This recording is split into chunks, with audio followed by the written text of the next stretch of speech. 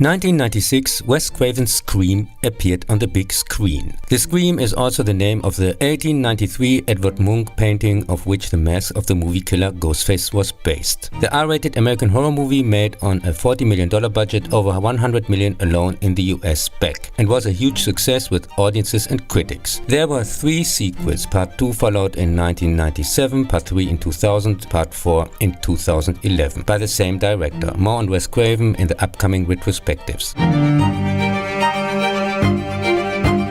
which constantly continued the plot, so there will be massive spoilers by necessity. Filming on Part 5, this time under different direction. Part 4 became Craven's last movie after his death in 2015, had back then in 2020 to be pushed back for another upcoming real-life murder series. The worldwide corona scam to reduce and enslave humanity, among other things, with poison injections falsely declared as vaccinations by our serial killers like Kill Bill and pals, and their state-funded terror organizations like WHO and Co. For more on Fascism 2.0 and the New World Order since March 2020, just look out of the window. Or the COVID-19 84 videos.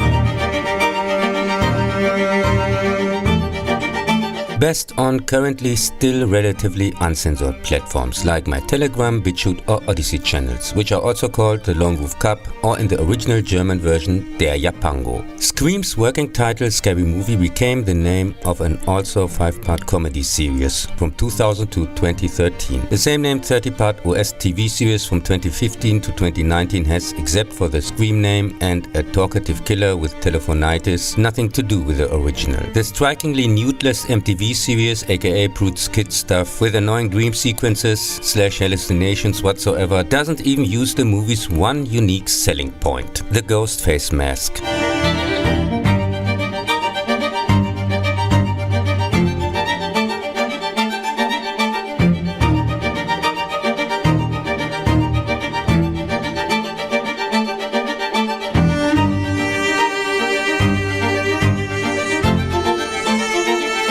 The plot of the first 2 seasons, 10 and 14 episodes, is one story and follows a group of teenagers who are stalked by a masked serial killer. The horror teeny drama soap opera, not really my cup of tea, but the episodes with a nice score are only 40 minutes short, and the usual atrocious caterwauling that passes for music these days is set in a small town where high schoolers fall victim to a masked killer. This one apparently takes as a model a massacre that happened 16 years ago, where 5 people were murdered in one night by a deformed / masked man. Season 2 is more of the same, but makes a bit more elaborate impression. The episode titles this time are for reasons names of well-known horror movies.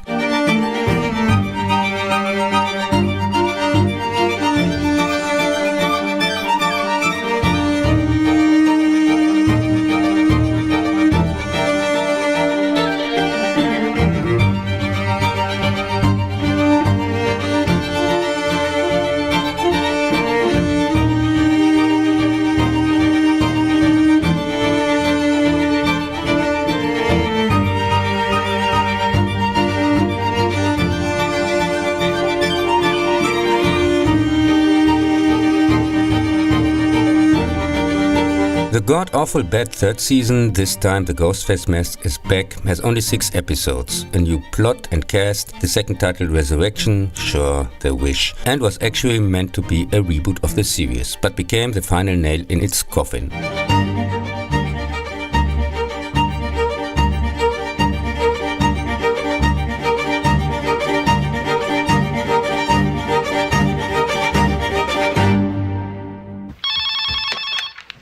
Hello? Hello? Who is this? Tell me your name, I'll tell you mine.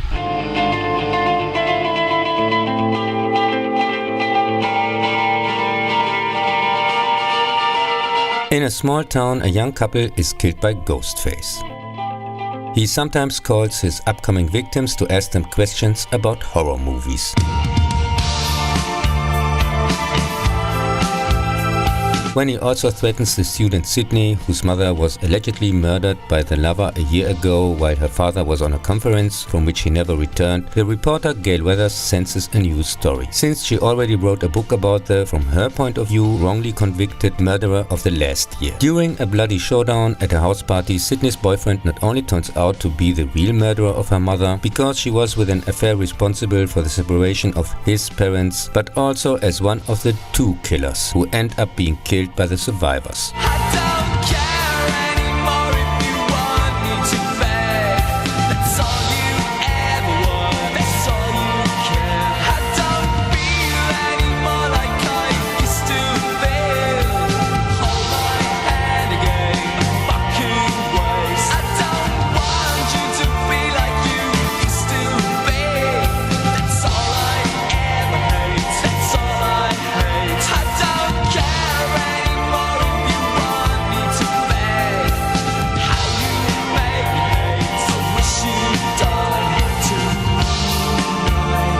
Scream is well above average and, at least with the first viewing, quite entertaining and certainly not a bad movie, but far from a really good one either, as many wannabe experts tried to sell it. It quite cleverly pokes fun at cliches in 70s, 80s horror movies, like Halloween or Friday the 13th, by showing them off, and quotes a lot of real and supposed classics, at least the ones they had the rights for, but doesn't have much to offer besides that. Everything seems to be too staged. For example, roots of survival are explained at the same moment, visibly disregarded for the viewer. Movie scenes play supposedly clever in TV and reality at the same time, and so on. Not one character is more than a walking cliche, especially the supposed nerds or experts. And story or resolution make no sense at all if you think about it for more than 1 second. The only interesting thing is the Ghostface killer. Scream is, from my point of view, a typical product for normies, which back then, when it came out, was rather mildly smiled at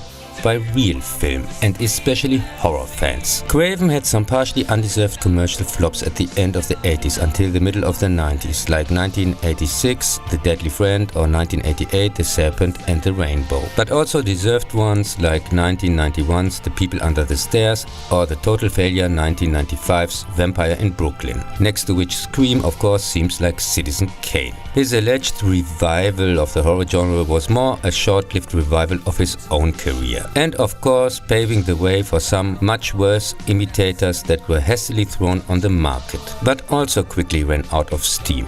Best known, I Know What You Did Last Summer from 1997, script also by screenwriter Kevin Williamson, later also a separated TV series, and Urban Legend from 1998, with 2 sequels each.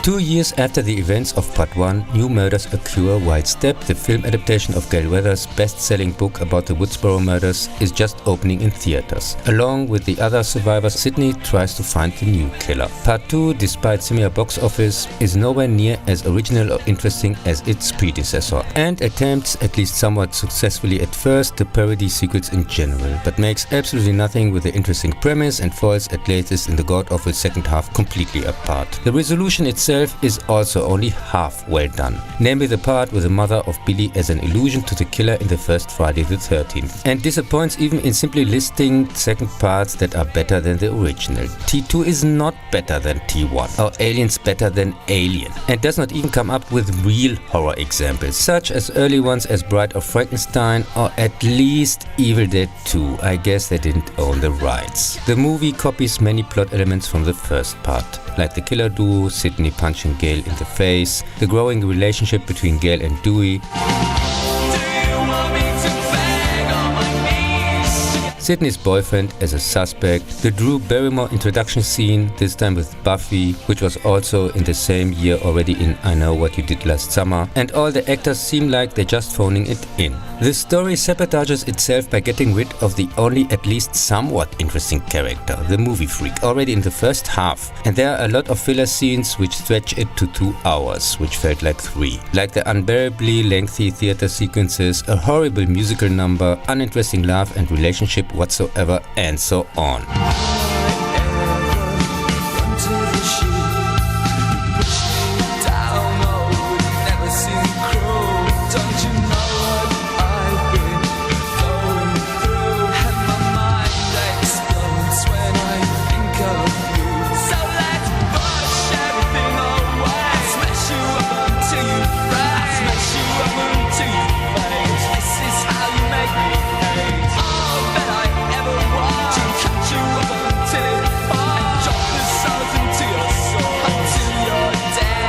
Two years after the events, murders happen again, where the killer leaves photos of Sydney's mom. This time on the set of Step 3, whose script apparently dictates the murder sequence. Scream 3 made its $40 million budget, as much as Part 1 and 2 combined, 4 times worldwide back. However, it is not even in the same league as its predecessors, and quite rightly considered the weakest part to date.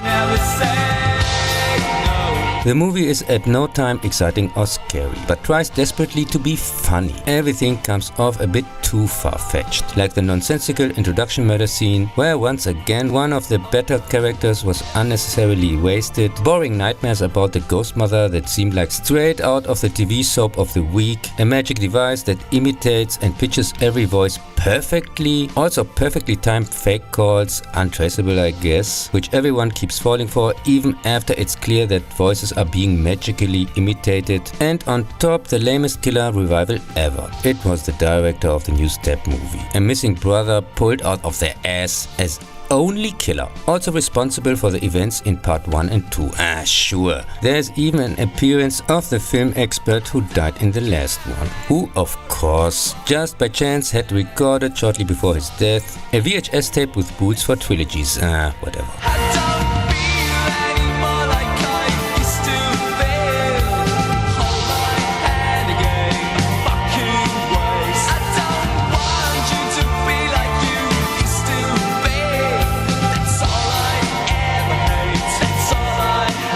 On the 15th anniversary of the first series of murders, Sydney is back in her hometown for the promotional tour of her book. Promptly there are also ghost face calls and murders, and she now tries again together with Dewey and Gail to catch the killer.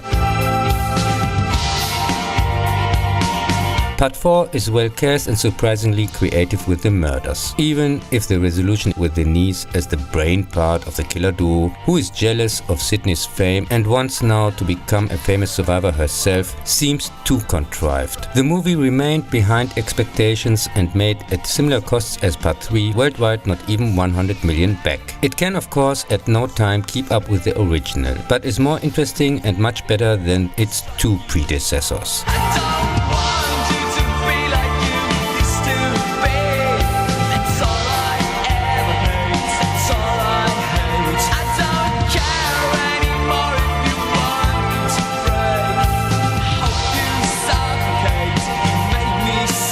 "25 years after the first series of murders, Sam, who in the course of the plot turns out to be the daughter of one of the original Scream killers, sure, returns to Woodsboro when her younger sister is seriously injured by somebody in a Ghostface costume. After further attacks and also the first deaths, she contacts the former survivors. Together with Dewey, Gail and Sydney, they try to hunt down the new killer or killers. Under the guise of homage, the film quite shamelessly copies dialogue, settings, whole scenes and almost the entire plot of the first part, in worse, with a rather forgettable new cast who at no moment can keep up with the original ones.